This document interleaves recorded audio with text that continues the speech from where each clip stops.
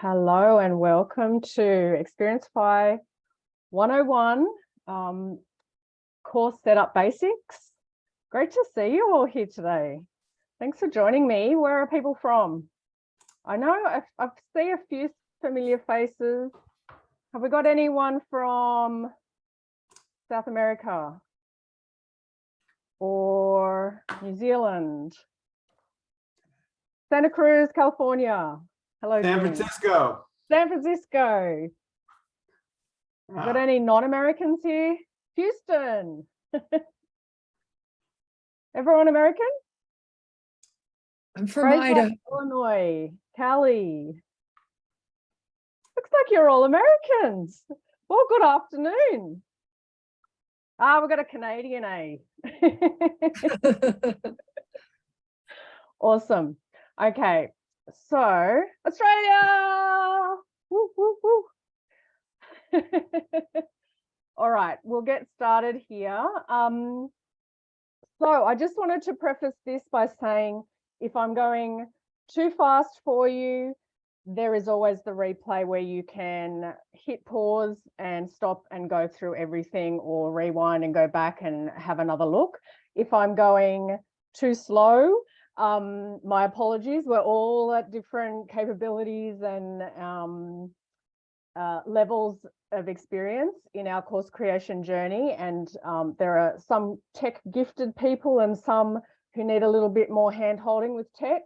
So we always have the Xperiencify Help Center, which has lots of walkthroughs, screenshots, step-by-step instructions, and as you go through the actual back end, the course building process in your account, there are lots of little tips and explanations to help you through. So if I'm going too slow, head on over there. There is also the Xperiencify in 5 minutes, which Murray has set up, which should be in your account for everyone to go through, which is a really quick overview of how some of the features work. So head over there if you feel like I'm going too slow. Steve's from the Philippines. Thanks for joining us. Someone else from Illinois. Awesome. North Carolina. Hello, hello. Okay, so we're here to basically get your course set up and running in an hour. That's my challenge today. I'm going to set my timer. There will be some time for some questions at the end. I ask you to hold your questions unless there's like some absolute emergency and you can't see what I'm talking about, or I don't know what other sort of emergency there might be, but hold your questions until the end or pop them in the chat. Someone else might be able to help you with it, and we will get started. Okay, I do have a handout. Did everyone get the handout from the, you might not have. Actually, I probably didn't put it in this time. I'm still learning. Let me put it in the chat for you. Some of you have seen it before.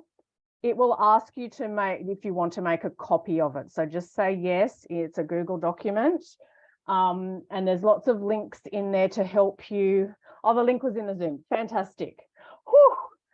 I won't get in trouble then. Okay, and I do have a little survey at the, I usually put this in at the end, but some people hop off before the end. So I'm just going to put it in here. If you would love to give me some feedback on this session or any other sessions that you've seen that I've delivered, please fill out the form. There's just a few quick questions and you can let us know what was helpful, what wasn't helpful, and what you'd like to see more of. Okay. All righty. Okay, so what I'm going to do is I'm going to share my screen and I'm just going to start creating a course with you and show you how to follow step by step the instructions. And by the end of it, you should be able to have a course that's ready to set up, presuming that you have some content to pop into it. But I'm just going to show you all the technical stuff about how to load it into Xperiencify. We do have other training sessions that are available, which go into how to launch and adding the advanced gamification, all the extra bells and whistles. I'll show you some of them today to get you started. There are also replays of those previous sessions in the Help Center, and I'll pop the link for the Help Center in. Is it that one? Okay. You can always reach the Help Center from inside your account, but also you can type it in that URL and just pop in training or open office hours, and you'll see the replays of all the previous trainings there. Okay, so I'm going to start sharing my screen. We're going to log into our course creator Xperiencify account, and we're going to start a new course. Hopefully this is the right one. All right, can everyone see my screen? Can I get a thumbs up? Yes, okay, fantastic. All right, so I'm in my course creator account, and there's a menu on the side here, which is handy, and that's where I was talking about the Help Center there. I already have some courses, but if you don't have a course already, if you want to start from scratch, on the handout it says click the green plus to create a new course. So that's this button here. Excuse me if you can hear a lot of construction noise in the background. We're renovating at the moment. I hope it's not too disturbing. Okay, so this has by default just put in awesome course name, which I'm going to change. And I'm going to call it, what am I going to call? I'll just call it XP 101 because my creative brain isn't working. Course setup basics, and enter. And then I can attach a course image here, and it tells you the recommended pixel size of the image. So I'm going to click on this green plus button. We've just got one loaded in there by default. This is the cartoon image that XP likes to load in by default. I'm going to go to, where's my Xperiencify trainings? There we go. Example image. I've got an image here that I'm going to pop in. Some people have an image like kind of like a YouTube thumbnail with the name of their course, but it doesn't have to be. It can be any sort of image that you want. And then you have the option to change this site icon or favicon, which is the little icon. If you can see up the top of my tab here, my browser tab, that's an Xperiencify icon. If I go to Google, you'll see that the icon at the top of the tab changes. So you can leave it as the Xperiencify one if you want, or you can change it to your own company logo or something. We suggest it's something that's quite simple and graphic rather than something with words in it, because it's very small. So just keep that in mind. And it's a little square icon. I'll show you by clicking on this, it takes you to your documents in your computer. If you don't already have a favicon ICO file, I will show you how to get one. So what you want to do is, I've got this in, I think I've got this in, yes, in the handout, it says site icon favicon in ICO format, and there's a link there to the favicon converter, which is where you just upload your logo or whatever image that you want to convert to an ICO format. You drag and drop it in here, or click it and go to an image.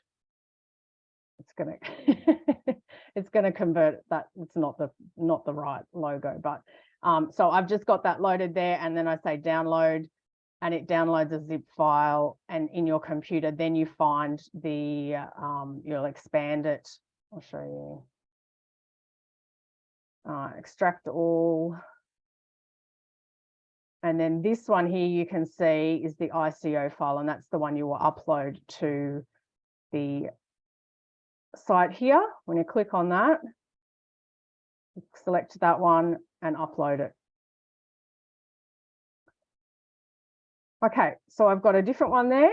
Now I can customize this slug, which is the part of the URL that comes after the /. So this would be your course domain. If you haven't got a custom domain, I've already got a custom domain set up here, but yours will say whatever name, it should be your name or your company's name that you have registered with Xperiencify.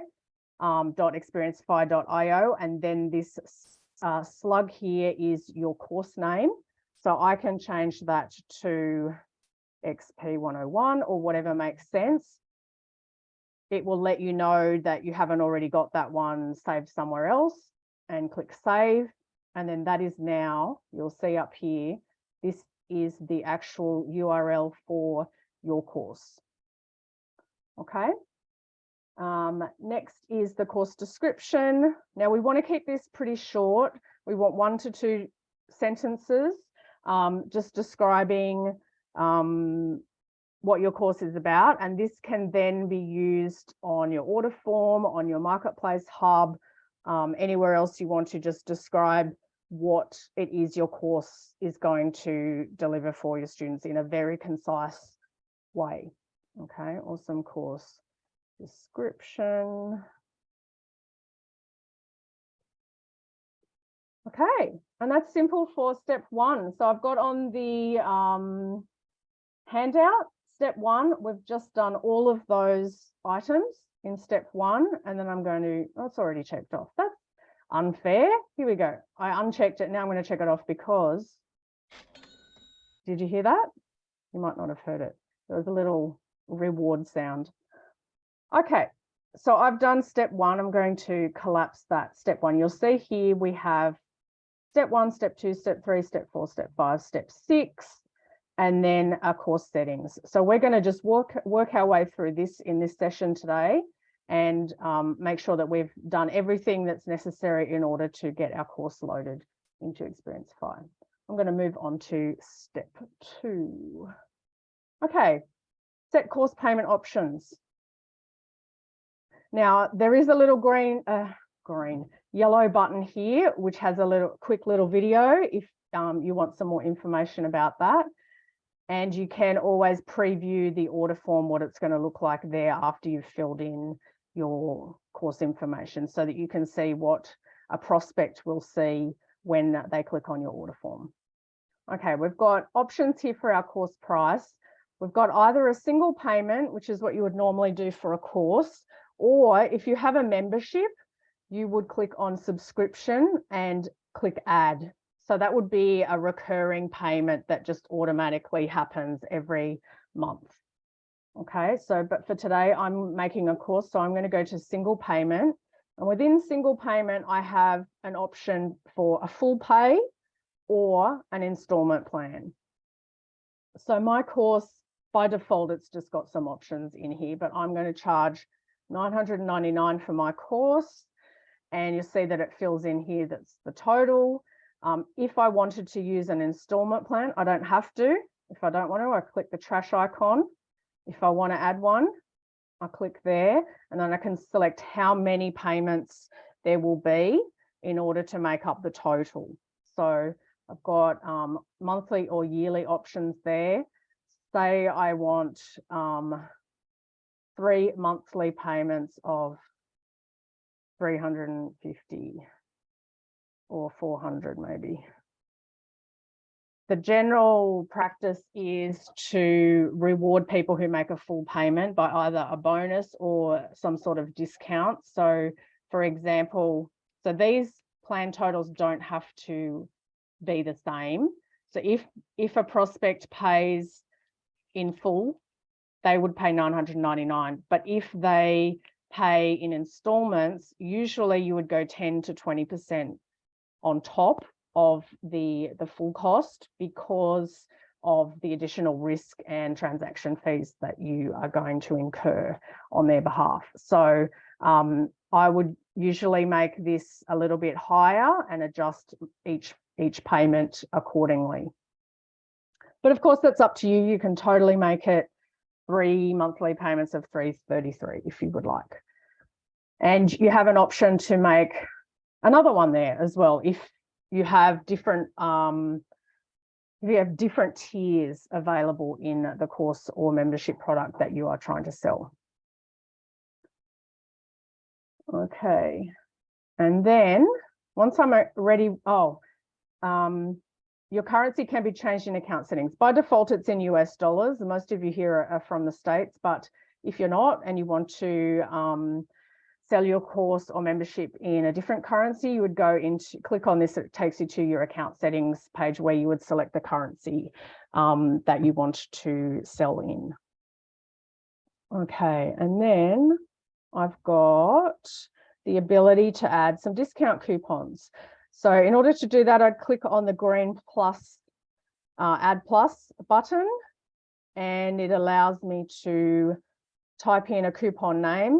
Sometimes these are, if it's for an individual person or something, it might be like one of these sorts of coupons, but sometimes it's like a Black Friday discount or Christmas or Mother's Day or something like that, or you can name it anything you want.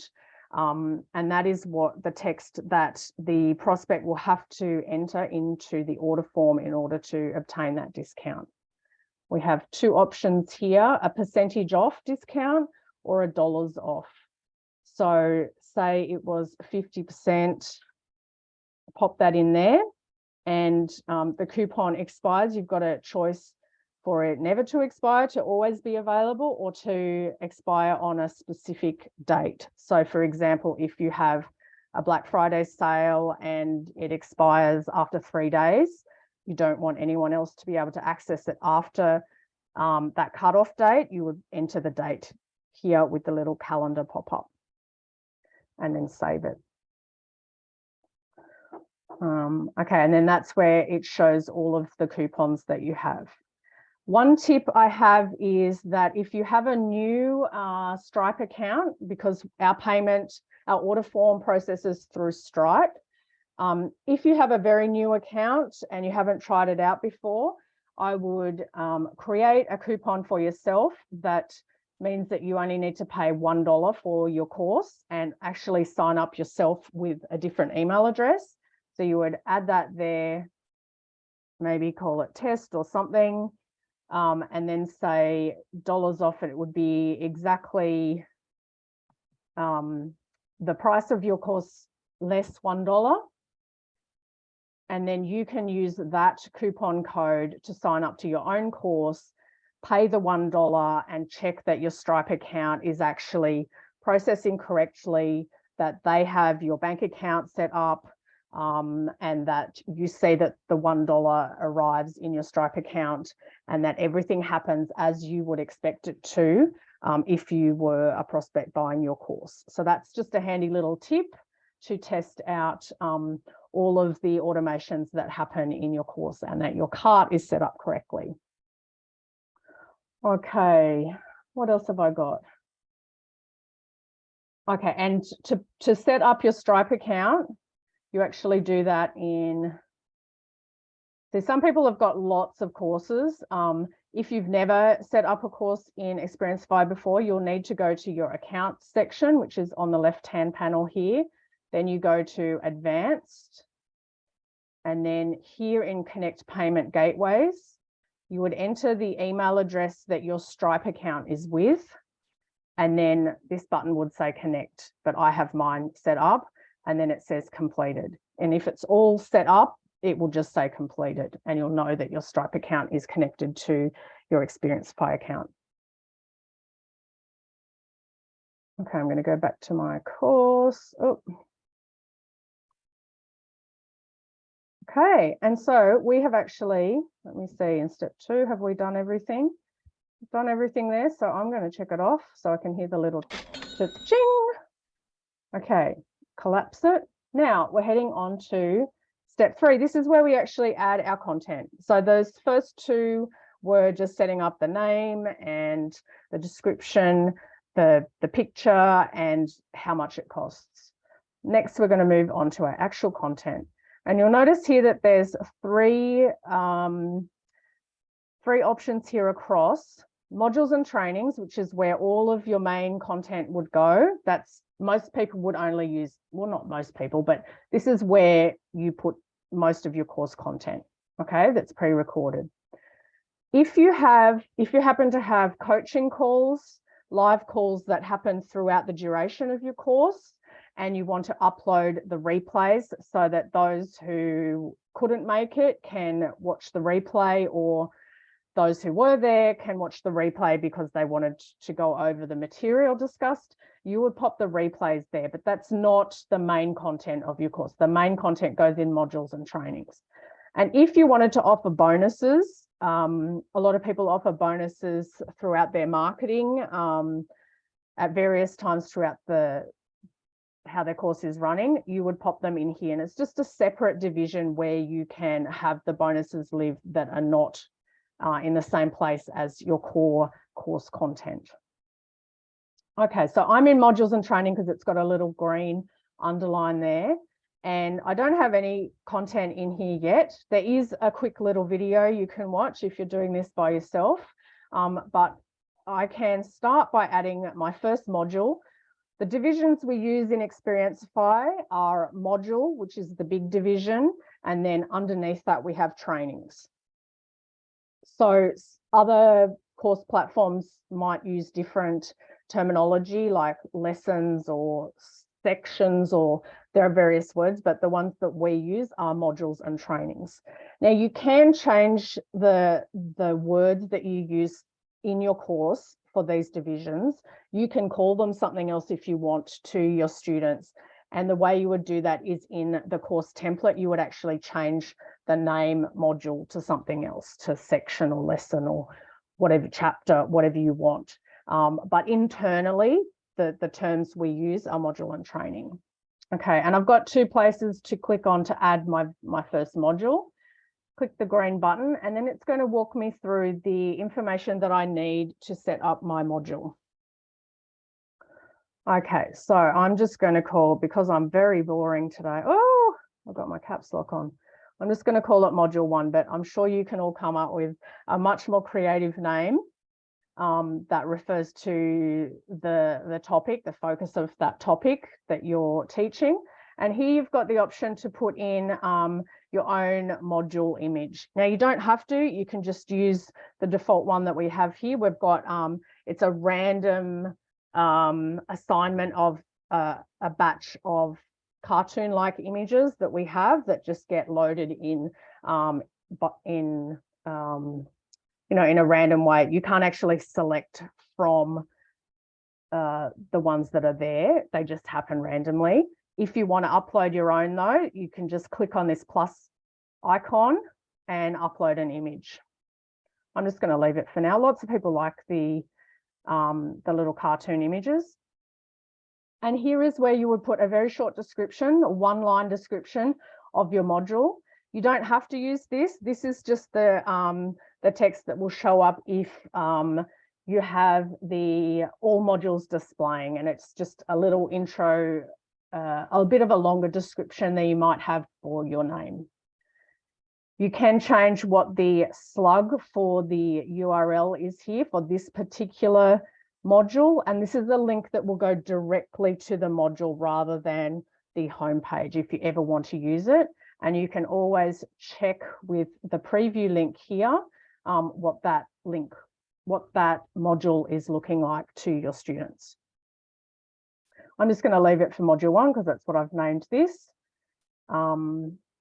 Okay, and then I've got how many bonus points I want to award for the completion of this module. This is where you set this up. By default, we have 10 points, as it's kind of like a surprise point boost for your students. You can set it to anything you want, or you can set it to 0. It's totally up to you. But just by default, we like to reward for taking action. So we have that 10 points there. And that's all I need to do on that screen: the name, the image, the description, and the bonus points for that module. Save.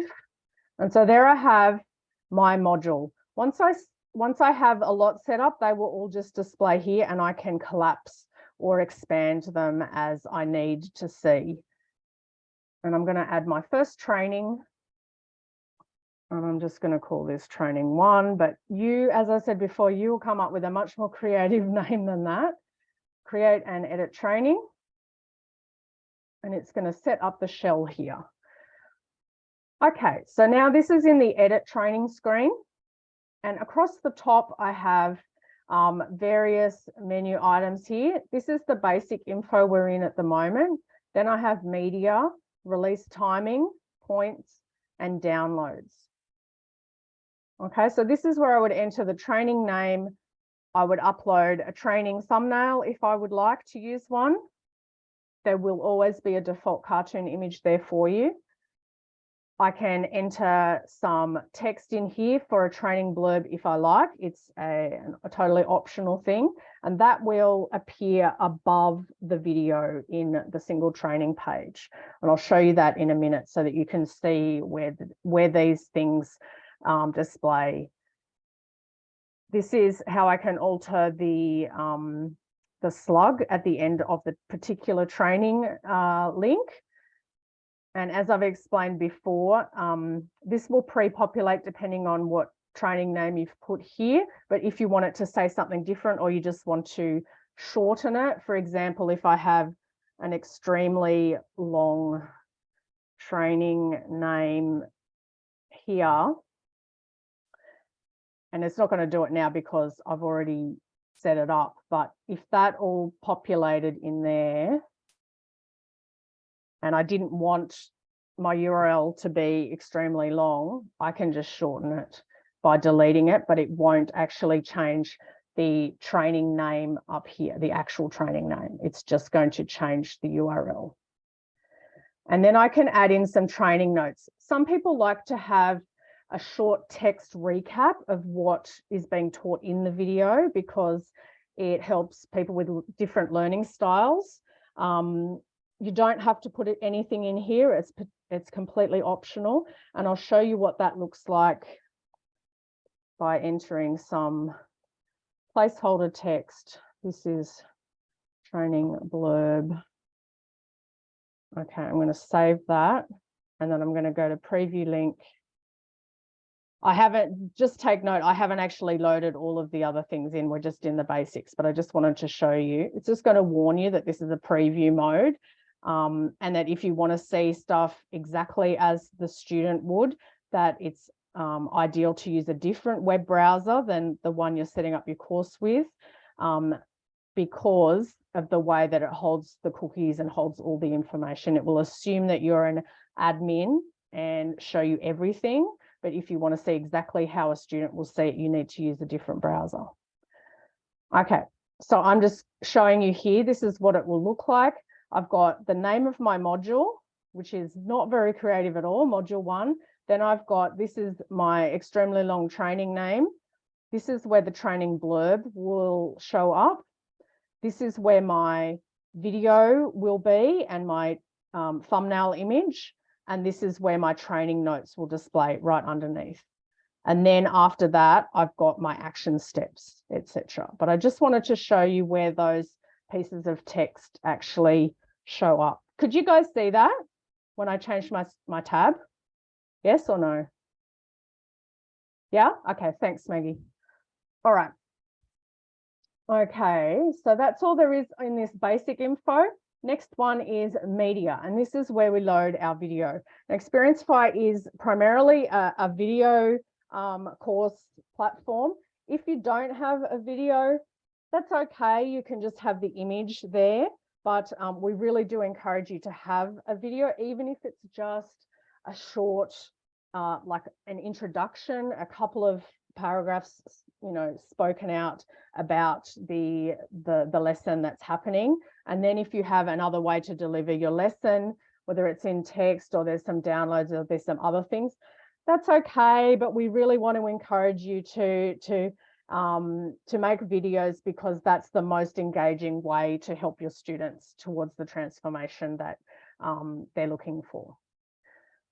Okay, and we have two options to add your video. You can upload your video file directly and Xperiencify will host it for you. So the formats that we offer are MP4 and the MOV, movie file. You can upload those by clicking on that button and it will go to your documents folder. Click on my example video and then I'm going to upload it like that. You can see it will progress with a green line along the bottom as it's loading. The other suggestion, the other way we can accept videos is if you have your video hosted on a video hosting platform like YouTube or Vimeo or Wistia, there are others out there. If you have it that way, you can actually embed the video in your Xperiencify course platform by clicking on that link. And it will open up a screen to let you put in the URL from those course platforms. Now this is uploading. There's a little green progress bar. Take note that each individual video needs to be under 2 gigabytes, which is huge, by the way. So nobody should really have a problem with that. But we do always suggest that you compress your video using a tool like Handbrake, which is a free tool, and there's a link there to use Handbrake if you want to do that. That actually helps to reduce your overall size of your media content in the platform, and it just increases the loading time for your student and also the loading time while you're loading all your videos up. So we encourage you to do that. Just waiting for when that gets to the end, when the little green progress bar gets to the end, it will tell me that my video has been uploaded, and then I will be able to click the save button over here. So we'll just wait a couple of seconds. Nearly there. All right, okay.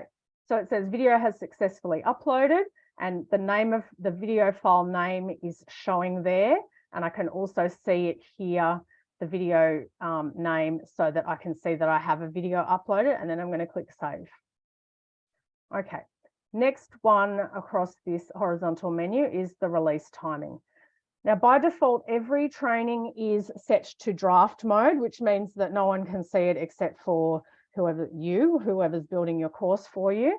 And then we have different release options here listed, which immediately, on a specific date, after 6 days, after X days, nth day, specific week. And I'll explain what that means. Okay, so for example, if you're doing Experience Product Masterclass, at least when I did it, they would release videos on 2 particular days during the week. So it would be like a Monday release and say a Wednesday release. So everyone started the course on the same date, and then every Monday there would be a new video that released. Okay, so that's when you would use this particular option. If you want to release your videos, say every week, you would go 7 days after login, after sign up, 14 days after sign up, 21 days after sign up, those sorts of things. If it's on like an evergreen model where people can sign up at any time, they're not actually starting all together on a specific date. Or if everyone is starting on a specific date and you just want to release them on a particular date in the calendar, you can click on that and you select your date here. And you select your time, and this is in Pacific US time. So you'll just need to convert that if you're not in Pacific, so that you understand what actual time it is according in your time zone, but it will release in Pacific time, whatever you pop in here, and you can select any time of the day that you want, and then click save. Now I'll just explain this release content to students dynamically. This is a toggle that you can switch on or off if you want to go into binge mode. And now binge mode is a feature of the growth plan in Xperiencify.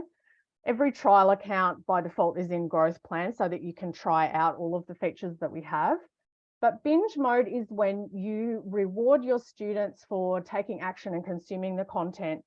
If you have your training set to release on a particular schedule that you've set up here, but if you want to reward them for moving through the course and actually release the trainings ahead of time, which means that once they've watched one training, you will allow them to continue on and keep consuming the content, you can click this toggle on, okay? And that means that once one training is consumed, then they can go to the next training and the next training and the next training in a binge mode like Netflix. And this feature is either on or off, and it affects all of the trainings in your course. So you can't just set it for like one particular training. If it's on for the whole course, and that will override the set schedule that you have set up in your releases here.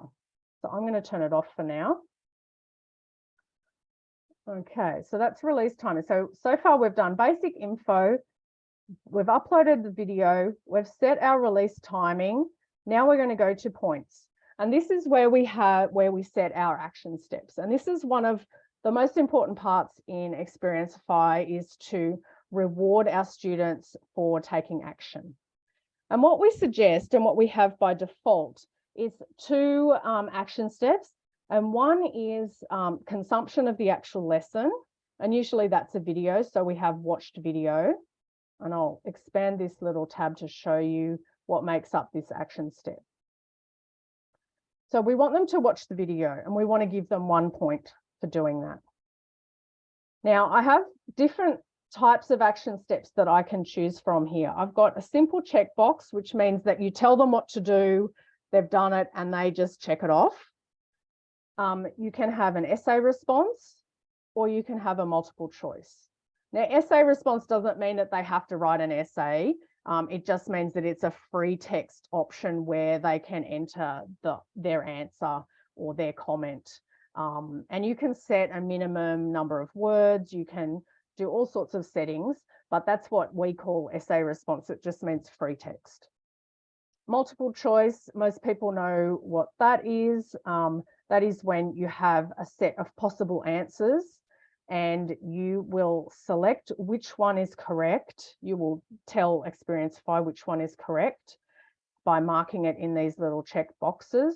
If you have less possible responses, you could just click the trash icon and it will get rid of it. If you want more responses, you just keep adding them by clicking on the green plus icon there. So make sure you check which one is the correct answer, and that will reward your students for getting the correct answer with the points that you have set up.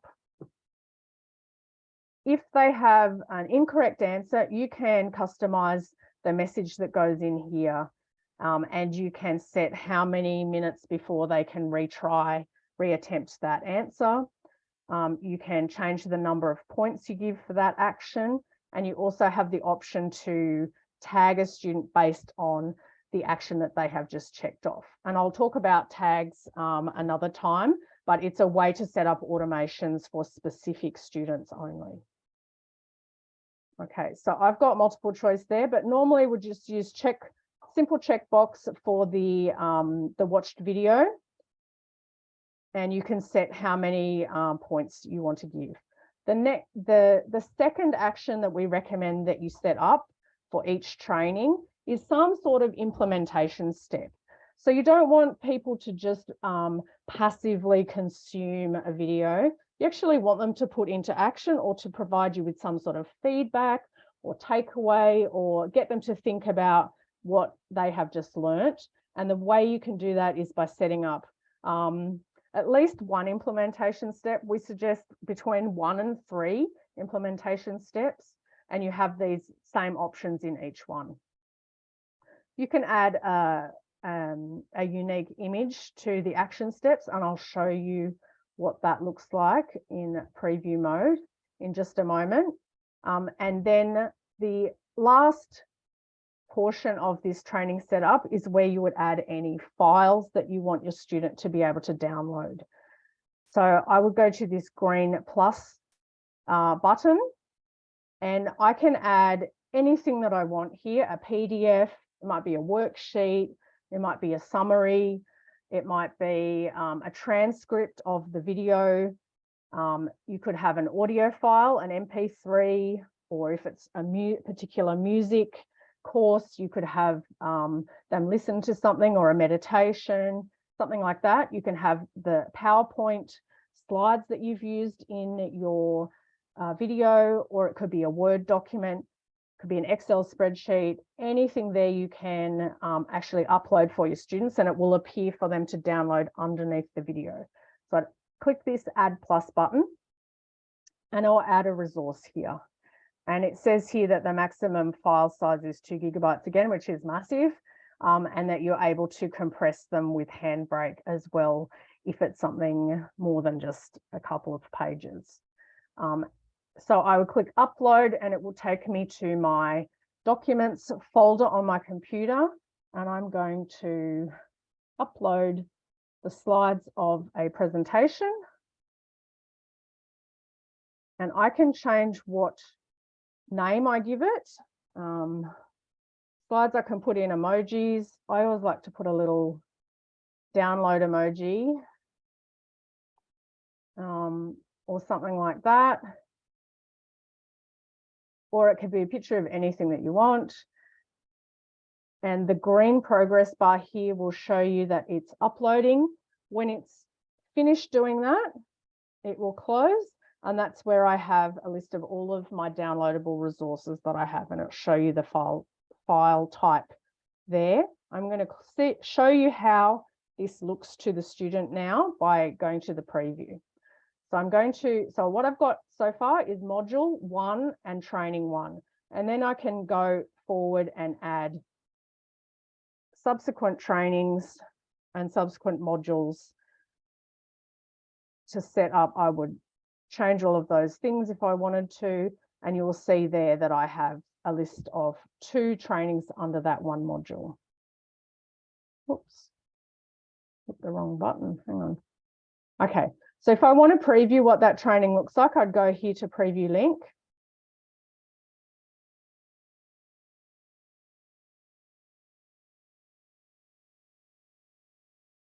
I'm going to dismiss that.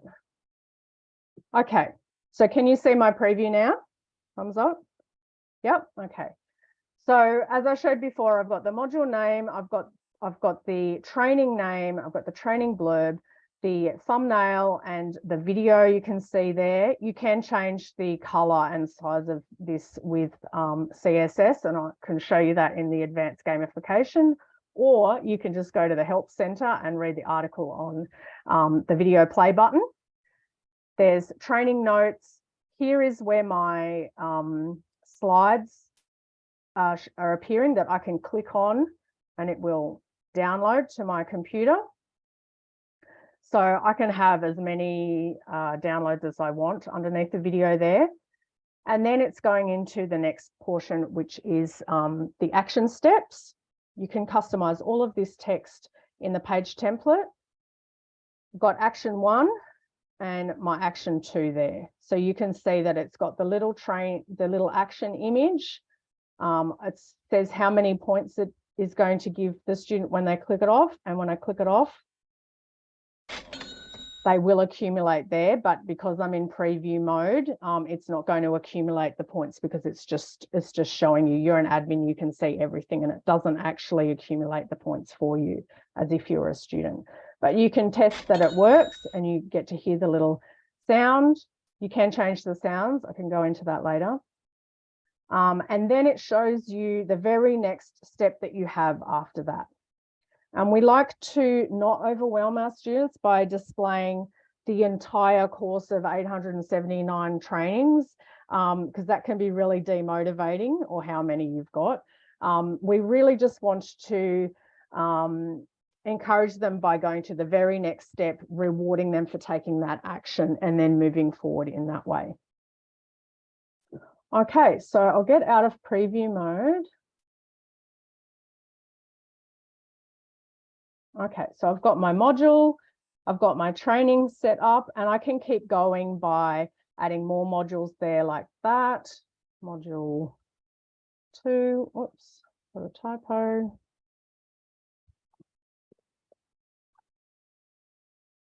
Save changes, and you will see that now I've got 2 modules. I've collapsed that so you can just see it. I've got modules and trainings, module 1, module 2, and then I can keep adding trainings underneath that second module as I like. Okay, and so that's all there is. Once you've got your content already set up, you can just keep going, repeating this process to load all of your content in there, and then completed. And then we move on to step 4, which is, I think, the really fun part, which is, and Murray has been, if you're in the Facebook group, you might have seen that Murray's actually working on a new way of displaying this. We call it the page builder. It's actually officially step 4, customize your course pages, but we call it the page builder. You get to it by clicking the green button at the moment, but if you see in the Facebook group, Murray's looking at having all of this stuff display underneath and you being able to click on a graphic of the page template and being able to edit it that way. So that's pretty exciting development coming up. But for now, I'm just going to click on the green customize your course pages button in step 4. And in the handout, we're moving on to step 4 on the next page.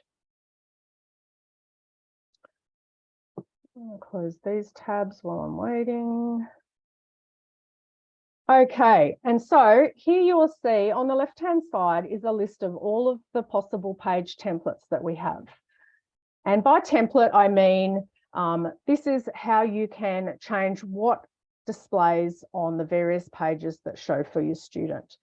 We have the home page, which is where it first opens up to your student. That's where you'll have a welcome video, etc. And I'll go through that in a minute. We have all trainings, single training, all modules, single module, etc. And you can choose to use these or not use them. It's up to you. The most important pages from my perspective and my recommendation is the home page. That's the very first page your student sees, and the single training page. That's where the actual content will show, and the order form, and that's where your student actually makes the purchase. So I'm going to go through just those ones today because we are trying to keep this under an hour. I can see the clock ticking. Okay, step 4. Okay, I'm going to click on home and it's going to open up what my home page template looks like right now. And then you will see that this side navigation has changed to all of the possible blocks that you can choose from to make up a page. But we've set it up for you and you don't have to change anything if you don't want to. This is just if you want to rebrand it, if you want to change the wording that's there, add extra things, etc. But I'll show you the components that make up the home page. Note that in the top here, it tells you which of those page templates you're currently editing. I'm on the home page. I'm going to move that over to there. Okay, so when I hover over a particular, I'm just moving my mouse down the page and it is putting each little block in a green outline, and then little buttons pop up to show me that I can edit that block. So when a student is looking at it, if you've got everything all the same color, they can barely see that there's different components in it. But when I hover my mouse over the blocks, the outline appears, and then I have these options to edit the content. And this is where I would edit my navigation header. I click on the edit content, and then it changes what's available over here. I can add a search field. I can choose to turn on or off these profile buttons and logout buttons if I don't want those there for some reason. Usually this is for, usually you would want this on the home page, but if you were editing a different page that had the navigation header and you wanted to turn those off, this is how you do it. You can add your logo in there by clicking on the browse button, and I can upload my company logo that's not it, but I'm just going to put that in again, just for the sake of time. And the little green progress bar shows that that's loading. And you'll see that that little television has populated there as my logo. If I want to remove it, I just click on the remove button and it disappears. Now, these links here, you can have as many links as you want, but I suggest you don't put too many because it can be a little bit overwhelming. But you can change those here. You can change what they're called. You can change where they link to, whether it's an external link or a page that is already made within Xperiencify. And you can change who sees it, if it's shown to everyone or people with a tag or people without a tag. I did promise to go back and explain about tags. That's where you can, one instance of where you can use tags is to show or hide content based on a person's tag. So I have, at the moment, you can see I've got 3 navigation items there: home, all trainings, and my courses. And you can see here, navigation item number 1, home. Navigation item number 2 is all trainings. Navigation item number 3 is my courses. And if you wanted to add a link to your website or something else, for example, you would just click on the green plus add link. I can call it whatever I want, but I'm just going to put in website, and then I would select the destination, and here I would put in an external link. So I'm just going to put in google.com just for the sake of this demonstration, then click the little link icon there. And then that means, oh, that's not a valid link because I don't have the HTTPS. Okay, so that's a valid link now. And when people click that link that says website, it's going to take them to this link here. Okay, and if I want to delete that, I just click the little trash icon. I can change all sorts of things, such as the color of the text and how the gap between the top and the bottom, the padding, the background color. I can change to my brand's color, and I can even put in a background image if I wanted to. Is it going to work? Okay. And you do have, every time you click on the little browse for an image, you've got the chance to upload an image that you already have saved on your computer to embed the HTML code, or to go and choose something from, oh, why is Unsplash not working? Normally, okay, that's unfortunate. Normally there's a link to Unsplash. It's probably because I've got it in the navigation header. You can choose from a range of free Creative Commons free images that you can use there through that browse. Okay, so that's the navigation header. And every time I change something, I'm going to go to close, which just closes this side panel, close, and then I'm going to click on the Save Changes button. I'm going to do that every time that I make a change in the page builder. I can choose to have this countdown timer there or not. By default, it's just on there. I can click the little trash icon to delete it. If I want to change the what the countdown timer is doing, I go to Edit Content. I go to column 1, which is, because this block only has 1 column, I'm going to column 1. I'm going to count down. And then I can change the words. I can change what the text says underneath the numbers. I can change the color of the plates to my brand. And then when I want to actually change the numbers, what it counts down to, I can choose from live mode or evergreen. I've got to keep moving on here. Anyway, I will show you that this is where you've got, I'm going to close and save changes. I've got navigation header. I've got my countdown timer, which I can have there or not. We recommend that you do, because I go into this in the advanced gamification training, but it helps to motivate your students to not leave things until later, because later sometimes doesn't come. You've got your course welcome message, which you can edit by going to Edit Content, column 1. And then these are all the components that are in this block. So I've got text, which is that first text that says, congrats, first name, you made it. And that is a token in the curly brackets that will pull the first name of your student from your database when they've signed up. I've got a spacer, then the headline is my course message, my course welcome message. Welcome to, and I usually put in, you can hit the, this is my tip, you can hit the / key on your keyboard and it brings up the formatting menu, and you can also select from the tokens, which are the merge fields, and you can put in the course name there, and it will actually say welcome to, and it will populate the course name in there if it's in curly brackets. And this is where, under video, this is where I would load up my thumbnail and my video there. So at the moment, it's just got a placeholder video in there. But that's where you would upload your short welcome video that goes through your mission and your goals and what you want your students to, the transformation you want them to achieve through doing your course, so that they are really excited to get started with you on this first page that opens up for them.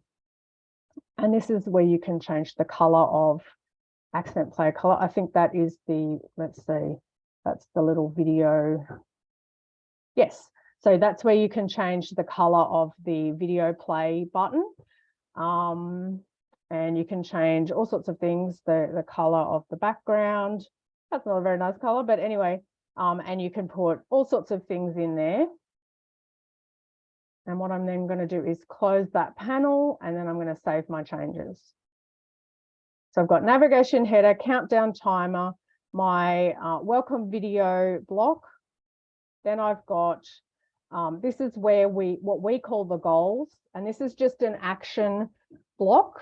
You can find the action blocks here if you want to put any more in on other pages, but that's an action block, and we have called them goals. We encourage you to set specific milestones for your students to achieve throughout the course, not just the actual transformation that they get at the very end, but so that they are encouraged to make progress all throughout the course. And you can edit that by clicking on the edit content button. You can move any of the components on the page by the up and down arrows. You can copy a block by clicking on the copy button, or you can remove it by hitting the trash icon. Then the next block we have on the home page is some pre-actions, which we want to get our students just doing those little administrative tasks that sometimes it can be hard to get them to do when it's in an email, but when they've got a little a check-off box and some points and a little sound, it can really help them to get motivated with the actual content by clicking off these really easy wins. And then it goes on to the actual first part of your course content. You change what displays in this block by hitting on the edit content button. And here you can select whether it's the next available trainings, and how many you want to display. So by default, it's got 3 there, but I can just choose to display just the one next training that's set to release. Or if I'm on a different page, I wouldn't probably do this on the home page, but if I'm using this block elsewhere, I can change here what that block actually shows, whether it's specific trainings, all trainings, how they're grouped and displayed like that. Okay, I can change the text, I can change the color of the text, I can change the padding and the background colors, etc. I'm going to close that panel and then save changes. And then the last component on the home page, so we've got all of that there that we've already gone through. The last one is the footer, and you can edit what that says there. And then what I suggest doing is, once you've got the header and the footer, how you like it set up with all of your colors and your logo and the right links that you want. If you want to use those headers and footers on other page templates, you can save it to the library. And then I'll show you where that displays in, oh, I just saw it there. So say I then want to go to, so I've got it set up on the home page. Say I want to put those headers and footers that I've just saved onto my single training page. Say I made some changes and I don't want that header there. I can go to my saved blocks and I can select from all the things that I've said. I've got a lot here because I've been working on my courses, but that's the last one that I just clicked saved on just a moment ago. I click and drag that into my template and release it, and it will pop in there. Where did it go? It just happened to go in the wrong spot. But that's where I have placed it. And then I can go and delete the one that was not correct by hitting the trash icon. Okay. What else have we got? Homepage. All right, so that's the homepage. Except now I've got that. I don't want that there. Click delete. Okay, save changes. All right, and the same thing, it's the same process for all of these page templates, but the three that I said that are really important is the home page, the single training, and the order form. I'll just show you the single training now. It shows up the top here that I'm editing single training, and you can see the components that are on the single training page.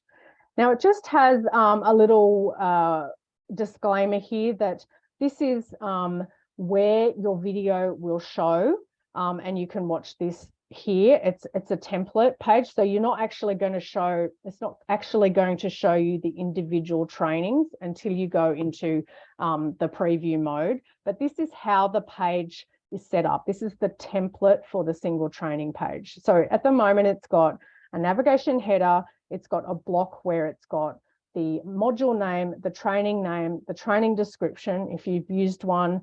This is where your image and your video will show. This is where any training notes will show underneath. And you can edit what happens in that block by going to edit content, as I showed before. This next block is where the downloads that we entered at step 3 under downloads, where I think I uploaded a PowerPoint slide file. So this is where it doesn't show you the actual ones for each training. This is just the template. So it will populate the downloads that you have set up under each training, and they will show there, and you can change the look of them by clicking on the edit content.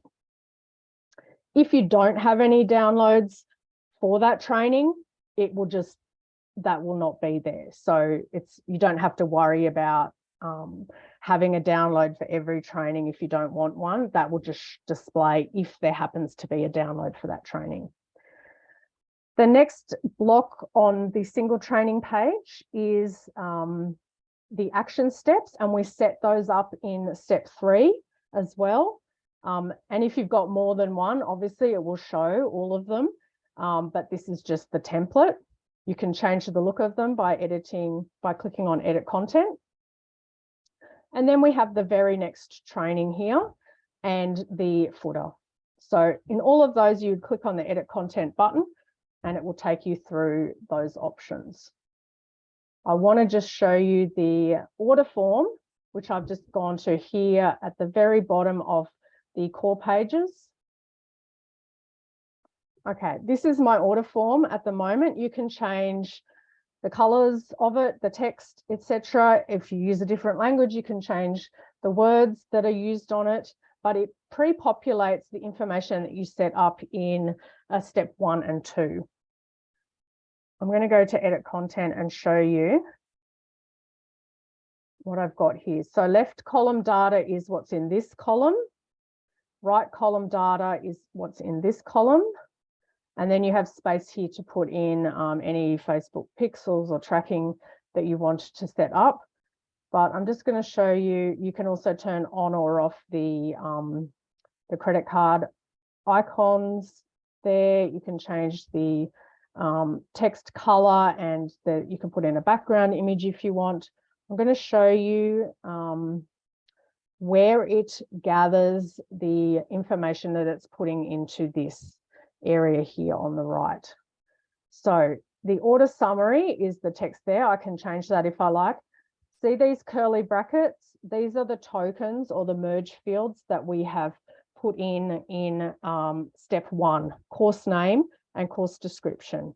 So obviously you can change what that text says by going back to step 1 and changing it, or you can just delete that and type in whatever it is you want, and it will populate on the right-hand column of your order form if you don't want that text, for example. Again, hitting the / key or the curly bracket key will open up the tokens menu here for you. So I've got course description. I'm going to put that back in there because that is actually what I want to display.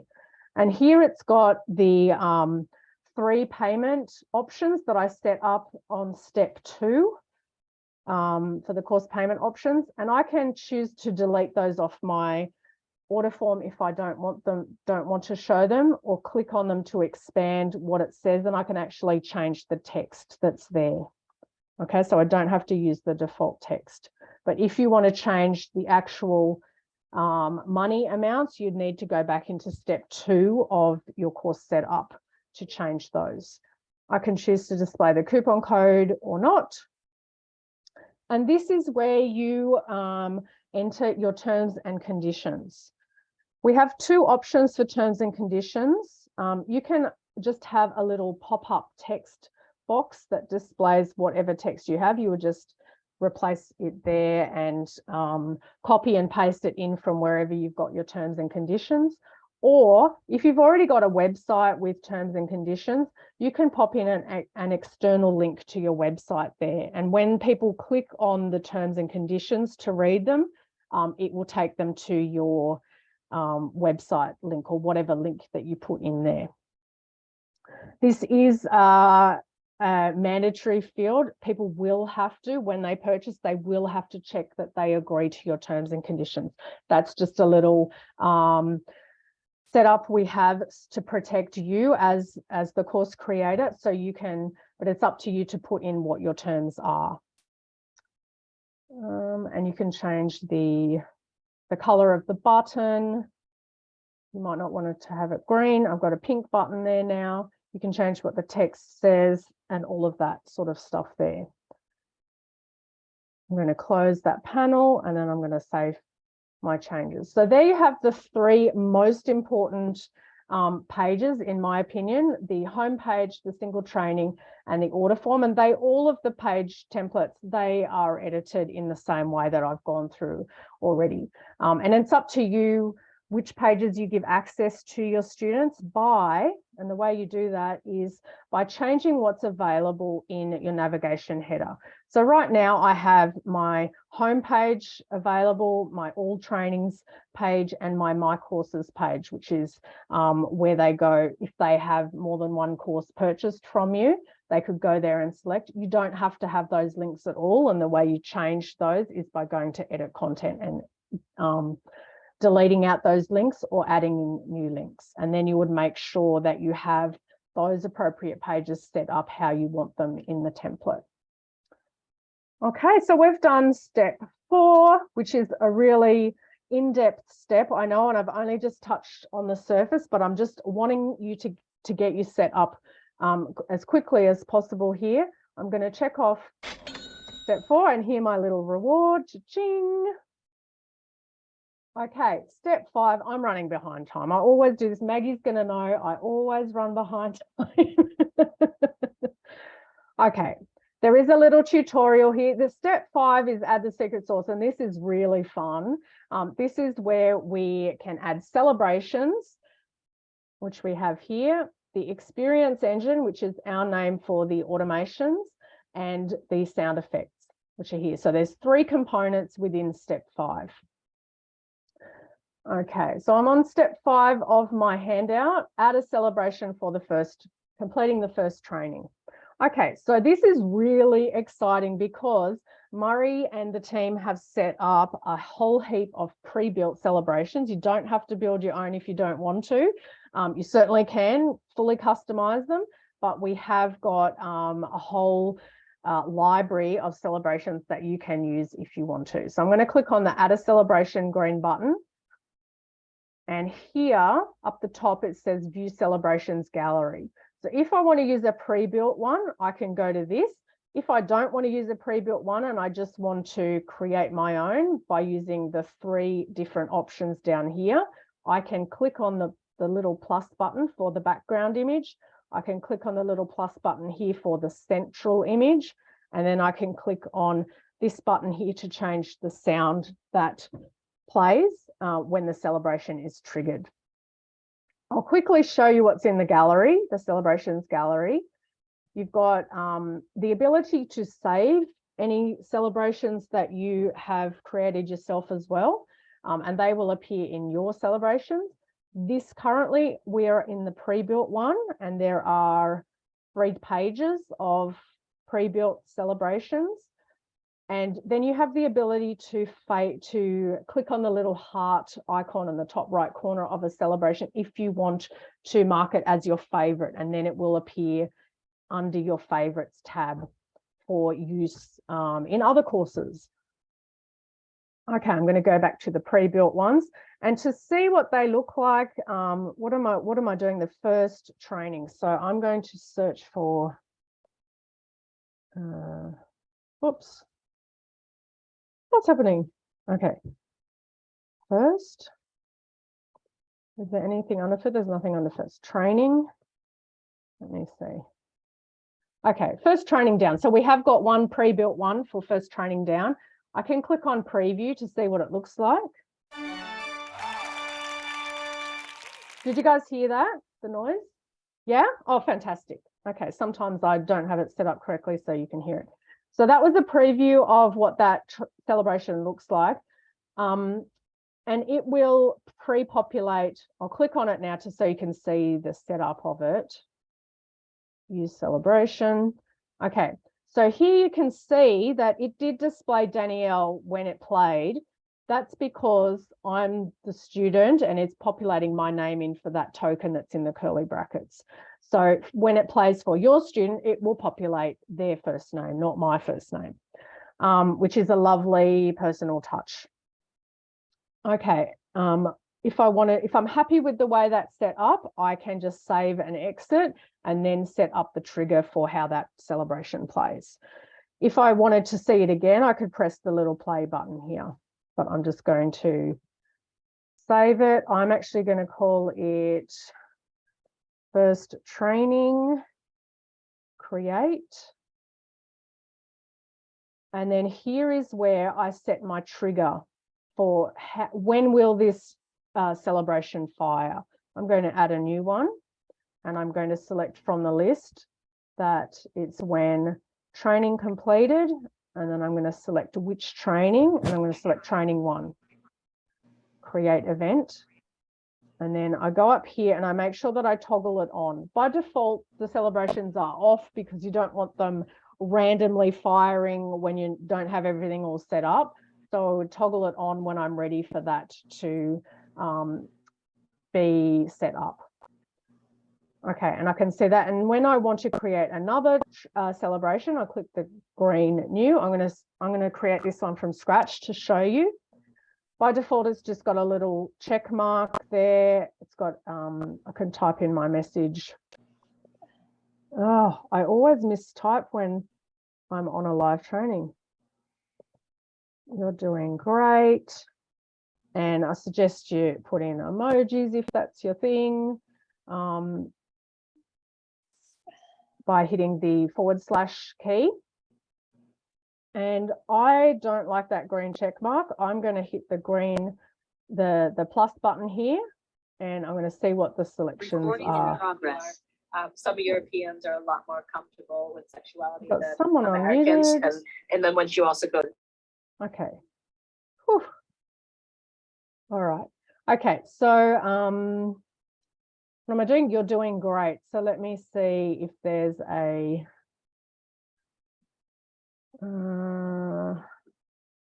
might do a girl. I'll just let you know that there's something like 6,000 and animations that you can choose from here. That's there. I don't want confetti. I want, let me put in some stars. You can, there's infinite possibilities here. Let me see what stars brings up. Okay, that one, save. And then I'm not going to use applause. I'm going to use cheering. This is where you would also, this is where you can also use your own sound. So you can upload a new sound here in MP3. I'm going to use that one, the cheering, and then I'm going to click the play button to see how it looks like. Okay, I'm happy with that. So I'm going to save and exit. I'm going to call it, you're doing great. Create. And then it's going to ask me which trigger I want to use for this. So I'm going to add a trigger. And this is like an Easter egg. And some people were confused in the Facebook group about what an Easter egg is. It's not an actual Easter egg. It's nothing to do with that Christian holiday. It just means that it's something that's a surprise and it's hidden and it's waiting to be uncovered. So you can, the student might not know when it's going to be triggered. You can select that they have earned a particular number of points. I'm going to say 23 points, create event. So that's what I call an Easter egg, that it just randomly gives your students, you know, a little boost that they're doing a great job. I'm going to turn it on, and that will fire the "You're doing great" celebration when my student earns 23 XP. Okay, and I can see all the ones that I have there and whether they're turned on or turned off. Okay, so that's celebrations. Experience Engine is what we call the automations. And what we have already set up by default is when the user is added to the course, we have a student welcome email. Okay, and you can change what this welcome email says by clicking on it and opening it up and altering the text here. You can alter what the sender name is. You can alter the subject of the email. You can also send yourself a test to see what it looks like. And one thing to note down here is, who is this email being sent to? This welcome email for the student is obviously going to go to the student. But if I was setting up a different email, like if I wanted to alert myself every time someone joined, I could then select from this menu me, and the email address that goes to is the email address you have set up in your Xperiencify account as the course creator. Okay, if I wanted to send it to one of my team members or someone else externally, a third party, I could click someone else and then enter their email address in there. But I want this one to go to student. I'm going to update that and make sure that this component is turned on. You can have several components within an experience, and I can show you. So if I wanted that email to go to myself when someone new joins, new student joined, and I would hit the / key to get the formatting and the token menu up. Token, I'm going to add those components in there and send myself an email. I can even add a Giphy or an emoji. And that will send to me here. I could change all of this info and add that to new student. It's going to ask me for my name. Okay, add. And now you can see within this experience, if I collapse it, it was expanded. I've got 1, 2 components within that experience. And when I'm ready to turn that experience on, I toggle this on here.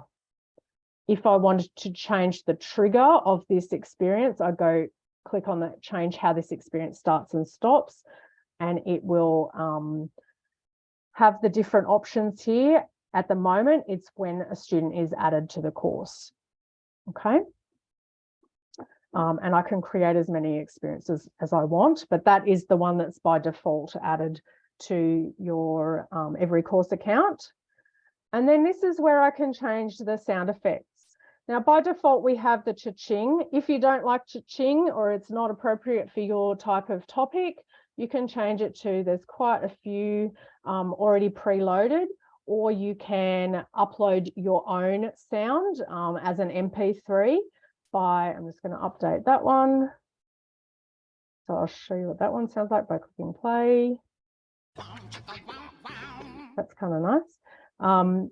I'd upload my own here by clicking on the upload and manage custom sounds. I happen to already have created 2 here myself, but if you want a new one, you click on the add new sound and you go to your, it opens up your documents folder on your computer where you would have downloaded it from. There's various sites. I think I've put in, have I put in, oh, on the advanced gamification, I actually show you where you can get those free sounds, but you can just do a Google search and it will upload your new sound there. You can change what the name of it is and it will show in the drop down list of sounds that are available. It will show in here. Custom sounds or global sounds. Okay, update sound effect. So that's the default sound effect. And if you don't choose any different ones, that will always play. If you want to create different sound effects for different amounts of points, you can go to create new, select a different sound, enter which XP value you want that sound to play for, and click create sound. So I can have a list of different sound effects there if I want for 2 XP, 3 XP, 10 XP. You might remember that we had a module bonus point boost of 10 XP. So I could create a sound effect for 10 XP, which could be this one. And that's, you know, making the rewards a little bit more unpredictable for your student and giving them a bit of a surprise and delight.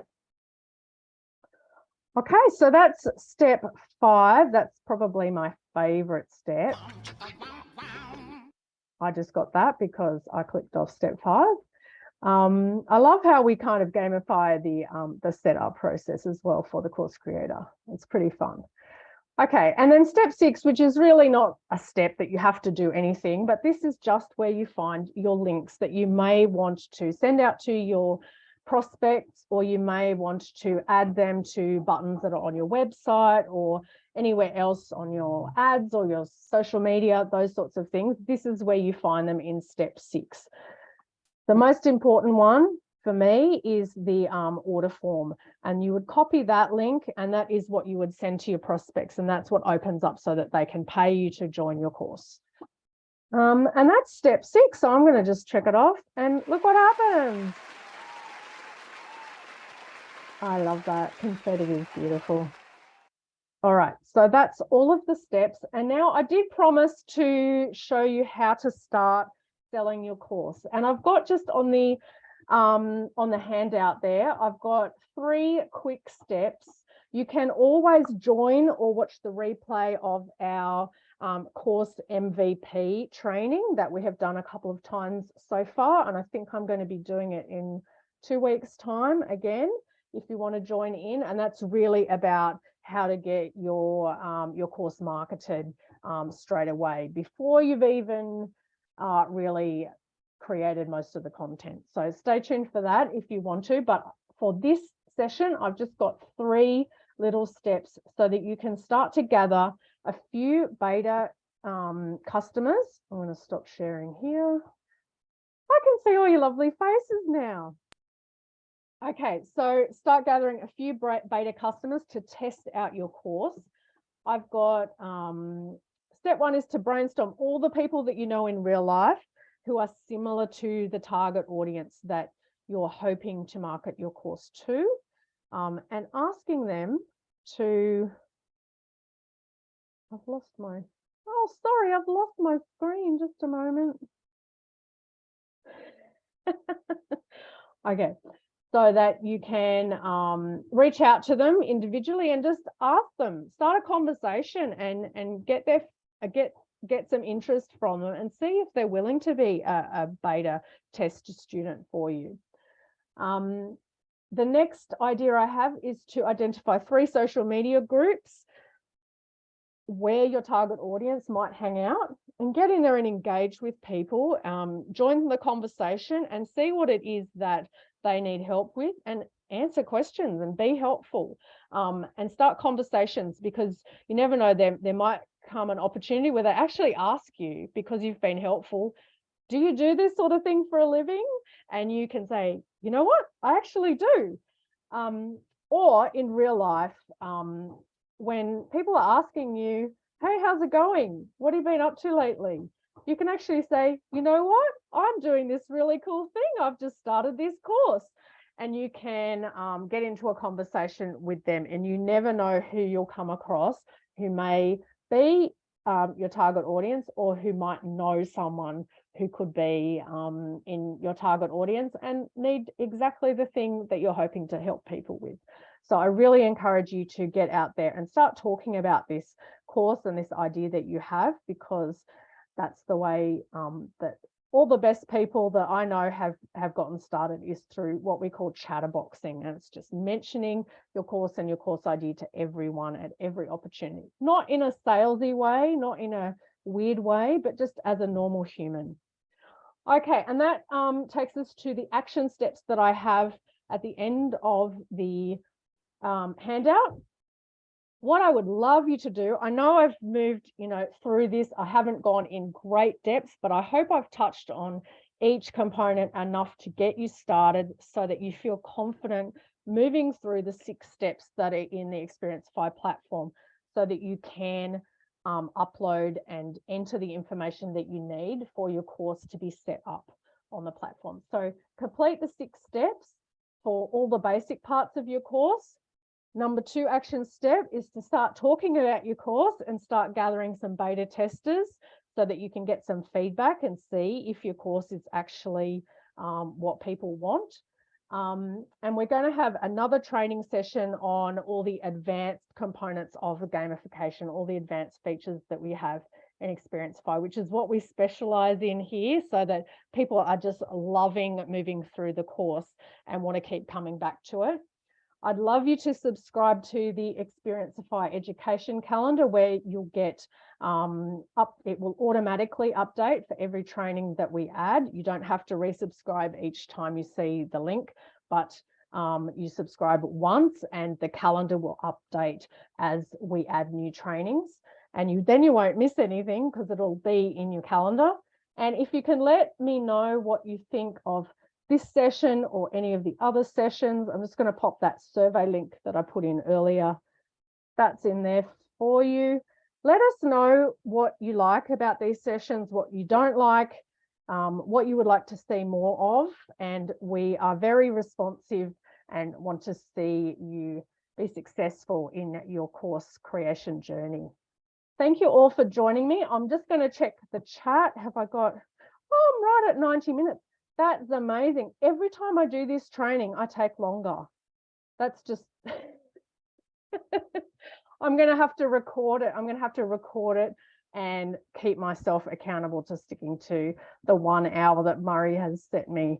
Okay, I hope that hasn't inconvenienced anyone, but I'm going, if you have a question that you want to unmute, just raise your digital hand and I'll see if I can answer you. Otherwise, if you do need to leave, because we are at the 90 minutes, you can pop your question either in the chat, I'll save it, and then I will answer it in the Facebook group. I'm going to pop the link for the Facebook group in here.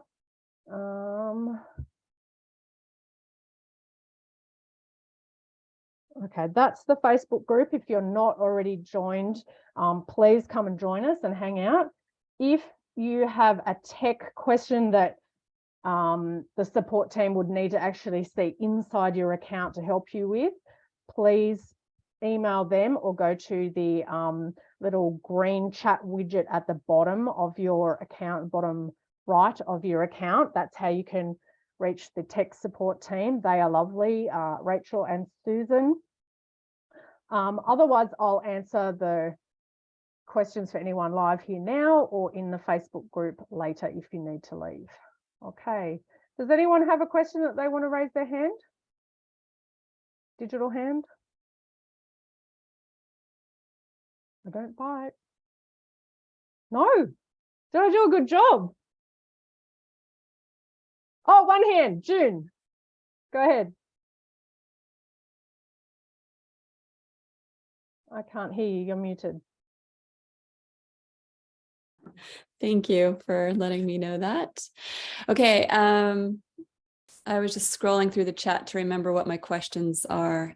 Okay, so first one, is it possible to put a link in the course notes section, like to Otter AI, for students to access video transcripts? That's okay to do? Okay, we can do that. Okay, and then is it possible to upload short videos in the training resource section? It looked like it was like MP3 and docs, but I'm wondering if I could put in Loom videos there. I'm not sure. Probably not, if it doesn't say that you can. You can, if you have extra videos, you can do that. There is a Help Center article on what if you have more than one training video, and it shows you how to actually add it into the notes, the training notes. I think you hit the, oh, I'm just guessing now, my brain is fried.